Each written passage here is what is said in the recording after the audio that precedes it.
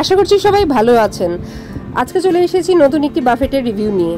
ঢাকার মধ্যে best buffet কোনটি এবং সবচেয়ে ভালো প্রাইসে 100+ আইটেম আপনি কোথায় পাবেন, আজকের ভিডিওটা আপনি সম্পূর্ণ দেখলে জানতে পারবেন। ফেসবুকে অনেকদিন ধরে রিভিউ দেখছিলাম যে এই বাফেটটা সম্পর্কে অনেক সেলিব্রিটিরাই এটা সম্পর্কে বিভিন্ন ধরনের রিভিউ দিয়েছিল, তাই আজ রিভিউ করতে চলে এলাম। কিন্তু ভিডিও দেখার আগে ভিডিওটাকে লাইক করে এবং চ্যানেলটাকে সাবস্ক্রাইব করে আমার পাশে থাকবেন। সো প্রথমে চলে আসলাম আমি মতিঝিল মেট্রো রেলে। মেট্রো করেই আজ আমি নির্দিষ্ট গন্তব্যস্থলে যাব। Let's go. বাসের সামনে মেট্রো রেল থাকার সত্ত্বেও আমার আজ পর্যন্ত মেট্রো রেলে যাওয়া হয়নি, ফার্স্ট আমি মেট্রো রেলে যাব। সো এক্সাইটমেন্ট কাজ করছিল। প্রথমেই লিফট করে আমরা দোতলায় চলে গেলাম। চায়নার মেট্রো স্টেশনে যখন মেট্রো রেল দাঁড়িয়েছে অনেক লোককে প্রায় ঠেসে ওখানে মেট্রো পুলিশরা ঠেসে ঢুকাচ্ছে। So sorry to them and sorry for us, যে আমাদেরও এখন দেশে কোয়াইট সিমিলার অবস্থা। তো যাই হোক, দেখতে দেখতে আমরা চলে আসলাম। খুব একটা বেশি সময় আসলে লাগেনি, 20 মিনিটের মতন টাইম লেগেছে। যে এত কম সময়ের মধ্যে আমরা উত্তরে পৌঁছে যাব এটা চিন্তাও করিনি। আমরা উঠেছিলাম মতিঝিল মেট্রো রেল স্টেশন থেকে এবং নামলাম উত্তরা উত্তর। বেরানোর সময় র্যাপিড কার্ডটা আবার পাঞ্চ করতে হবে, পাঞ্চ করে বেরিয়ে আসলাম। তো আমাদের বেশিক্ষণ একটা সময় লাগেনি, নামতেই আমরা ব্যাটারি রিক্সাগুলো পেলাম। ঘড়িতে দেখতে দেখতেই 7টা বেজে গেল। আমরা চলে আসলাম আমাদের রয়্যাল ক্রুজিং এর উদ্দেশ্যে। তো এটা ছিল উত্তরার রাজলক্ষ্মীর অপোজিটে যে স্বপ্ন আছে, এখানে নাটোর টাওয়ারের 14th ফ্লোরে। তো আমরা এসেই দেখলাম যে সিঁড়িটা প্লাস এর ডেকোরেশনগুলো, তখনও খুব একটা লোক আসেনি। তো আমাদের জন্য একটা টেবিল আমরা বুক করে রেখেছিলাম। তো আমার উদ্দেশ্য ছিল যে আমি এখানে এসে একটা ব্লগ করব, তাই সবাই সিটে বসে গেল, আমি চারদিকে ঘুরে ফিরে ভিডিওগুলো করছিলাম। সো ওইটার আমাদের সিটটা দেখালো যে এটা ম্যাডাম আপনাদের সিট। সো দেখলাম যে হ্যাঁ, উইন্ডো সিট যেমন চেয়েছিলাম ঠিক ওরকমই পেয়েছি। তো আমার বেশ ভালো লাগলো। মা আগে সেই যে উইন্ডো সিট দেখে বেশ খুশি হয়ে গেছিল, এখান থেকে একবারে পুরা উত্তরাটা দেখা যাচ্ছে। ওভারঅল ডেকোরেশন আর ভিউটা খুবই সুন্দর ছিল। বলো মা, অনুমতি বলো।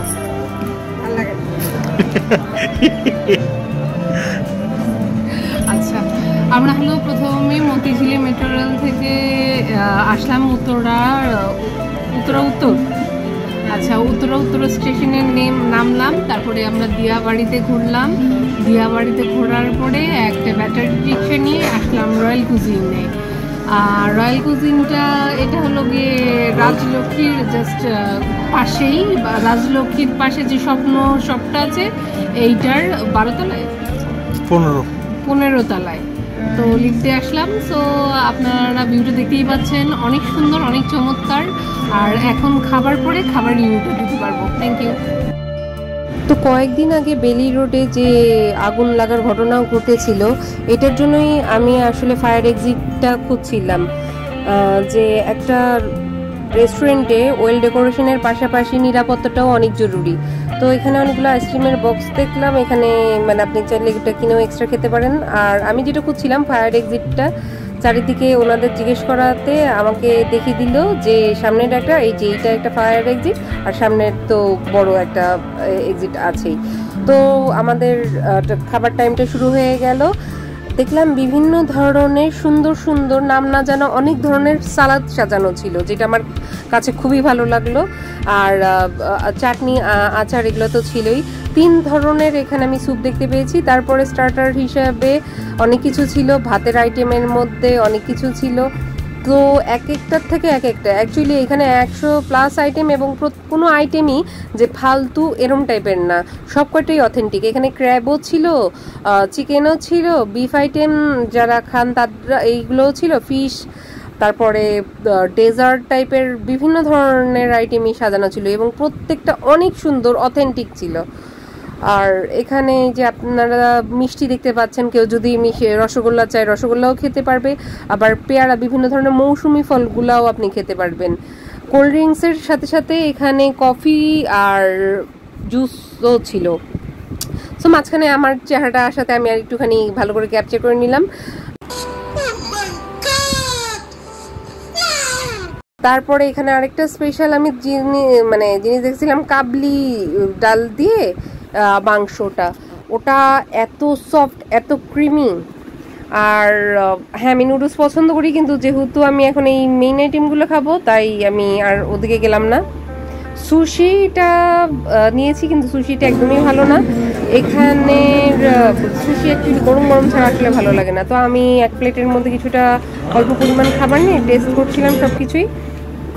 এখানে মাস্ট হ্যাভ খাবারের মধ্যে হলো বিরিয়ানিটা, রোগান জোশ, কাবলি ডালের দিয়ে যে মাংস, আর থাই থিক স্যুপ, এই 4টা, আর পায়েস।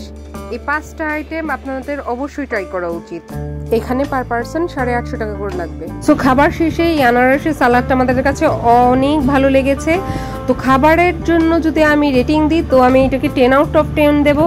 আর যদি ডেকোরেশনের দিক থেকে দিই তাহলে আমি এটা 8 আউট অফ 10 দেবো। আর খাবার অপচয় না করার জন্য এখানে একটা নির্দেশনা ছিল। যাই হোক, ফাইনালি সব শেষে আমার দিনটা অনেক সুন্দর গিয়েছিল। একটা ক্যাব বুক করে আমরা ফ্লাইওভারের উপর দিয়ে নিজের বাসার পথে রওনা দিলাম। পুরো দিনের স্মৃতিটা মনে রেখে আমরা সামনের দিকে এগিয়ে চললাম, আবার নতুন কোনো এক অজানা উদ্দেশ্যে। আপনারা অবশ্যই ঢাকার মধ্যে বেস্ট বাফেট কোনটা যদি জেনে থাকেন আমাদেরকে সাজেস্ট করবেন, যাতে আমরা ওখানে গিয়ে আরও বিভিন্ন ধরনের ভিডিও করতে পারি এবং নিজেদের রিভিউ দিতে পারি, আপনাদের সাথে শেয়ার করতে পারি। এবং এই ভিডিওতে আপনি যদি কোনো কিছু সম্পর্কে জানার থাকে তাহলে অবশ্যই আমাদের জানাবেন। আপনাদের সুবিধার জন্য ভিডিওটার শেষে এই রয়্যাল কুজিনের ফুল অ্যাড্রেসটা দিয়ে দেব, এখানে আপনারা কল করে যেতে পারেন। ভিডিওটা ভালো লেগে থাকলে please like, share and subscribe my channel. Thanks for watching.